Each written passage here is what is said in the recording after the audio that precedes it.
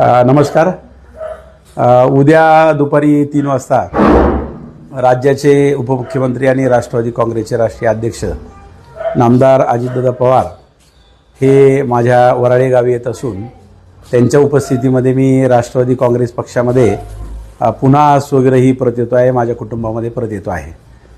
15 वर्ष 99 ते 2014पर्यंत मी पक्षात काम केलं होतं। नंतरच्या काळामध्ये मी गेली 12 वर्ष भारतीय जनता पक्षात काम केलं। तिथेही बापटसाहेब, चंद्रकांतदादा, बाळाभाऊ यांच्यासह सर्व नेत्यांनी खूप चांगलं सहकार्य मला केलं। त्यांच्याबद्दल मी या ठिकाणी आभार व्यक्त करतो। आपल्या भामा खोऱ्यातले जे राज्य पातळीचे प्रश्न आहे ते जिल्हा परिषद सदस्याला सोडवता येत नाहीत आणि त्यामुळं भामास्खेड पुनर्वसनाचे प्रश्न असतील, MIDC शेतकऱ्यांचे प्रश्न असतील आणि सार्वजनिक बांधकाम खात्याच्या रस्त्यांची अतिशय वाईट अवस्था आहे। हे रस्ते राज्याच्या अर्थसंकल्पातून करावे लागतात।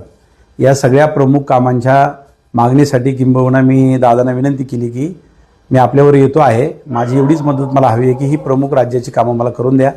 माझा व्यक्तिगत याच्यात काही स्वार्थ नाही, माझं कुठलं कॉन्ट्रॅक्ट किंवा काही वेगळं काम आहे म्हणून मी जात नाही आहे आणि माझ्या पक्षामध्ये मी पुन्हा स्वगृही परत येतो आहे।